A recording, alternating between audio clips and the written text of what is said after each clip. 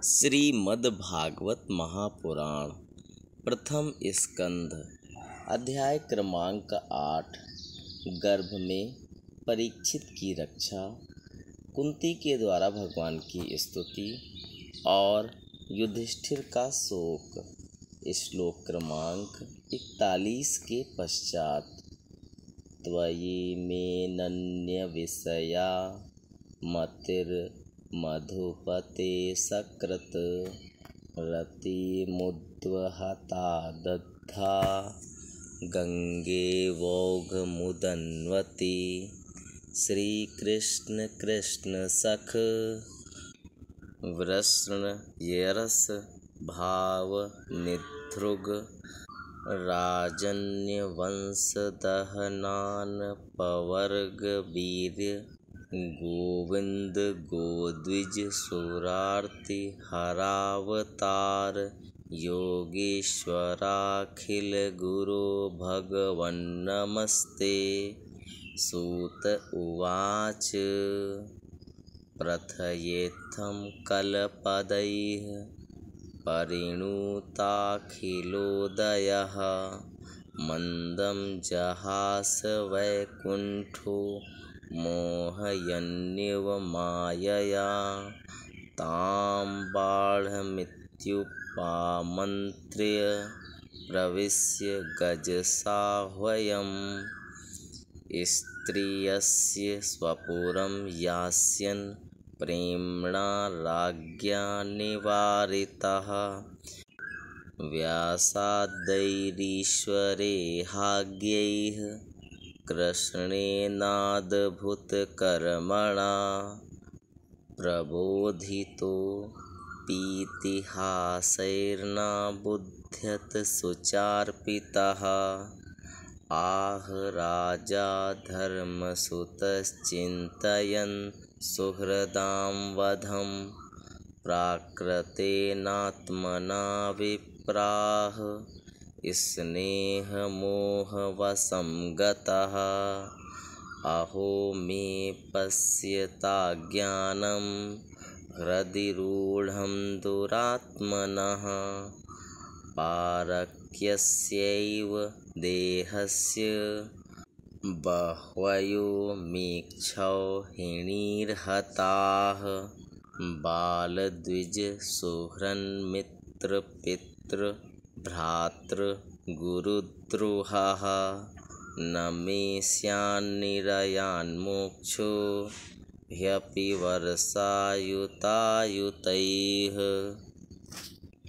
श्री कृष्ण जैसे गंगा की अखंड धारा समुद्र में गिरती रहती है, वैसे ही मेरी बुद्धि किसी दूसरी ओर न जाकर आपसे ही निरंतर प्रेम करती रहे।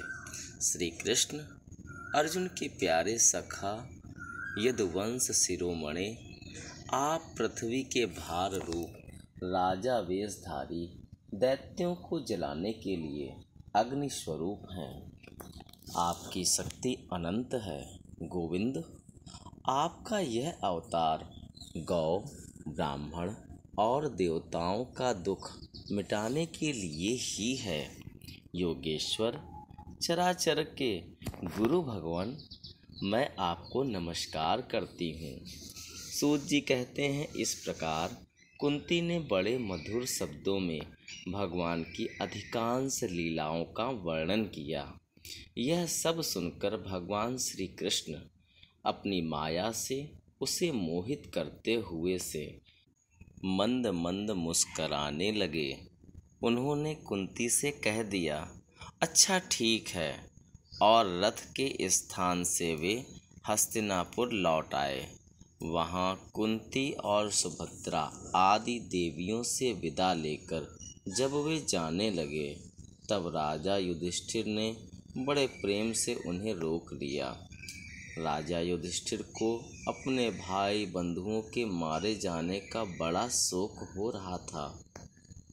भगवान की लीला का मर्म जानने वाले व्यास आदि महर्षियों ने और स्वयं अद्भुत चरित्र करने वाले भगवान श्री कृष्ण ने भी अनेकों इतिहास कहकर उन्हें समझाने की बहुत चेष्टा की, परंतु उन्हें सांत्वना न मिली, उनका शोक न मिटा। शौनकादि ऋषियों धर्मपुत्र राजा युधिष्ठिर को अपने स्वजनों के वध से बड़ी चिंता हुई। वे अविवेक युक्त चित्त से स्नेह और मोह के वश में होकर कहने लगे, भला मुझ दुरात्मा के हृदय में बद्धमूल हुए इस अज्ञान को तो देखो। मैंने सियार कुत्तों के आहार इस अनात्मा शरीर के लिए अनेक अक्षौहिणी सेना का नाश कर डाला। मैंने बालक, ब्राह्मण, संबंधी, मित्र, चाचा ताऊ, भाई बंधु और गुरुजनों से द्रोह किया है। करोड़ों वर्षों से भी नरक से मेरा छुटकारा नहीं हो सकता। नैनो राज्ञः प्रजा भर्तुर्धर्मयुद्धे वधो द्विषाम् इति मे न तु बोधाय कल्पते शासनं वचः।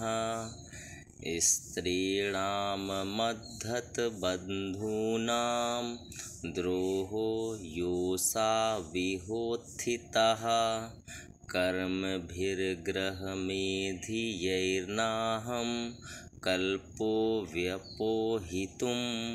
यथा पङ्केन पङ्काम्भः सुरयावासुराकृतं भूतहत्यां तथैवैकां न यज्ञैर्मार्ष्टुमर्हति। यद्यपि शास्त्र का वचन है कि राजा यदि प्रजा का पालन करने के लिए धर्म युद्ध में शत्रुओं को मारे तो उसे पाप नहीं लगता, फिर भी इससे मुझे संतोष नहीं होता। स्त्रियों के पति और भाई बंधुओं को मारने से उनका मेरे द्वारा यहाँ जो अपराध हुआ है उसका मैं गृहस्थोचित यज्ञ यागादिकों के द्वारा मार्जन करने में समर्थ नहीं हूँ। जैसे कीचड़ से गंदला जल स्वच्छ नहीं किया जा सकता, मदिरा से मदिरा की अपवित्रता नहीं मिटाई जा सकती, वैसे ही बहुत से हिंसा बहुल यज्ञों के द्वारा एक भी प्राणी की हत्या का प्रायश्चित नहीं किया जा सकता।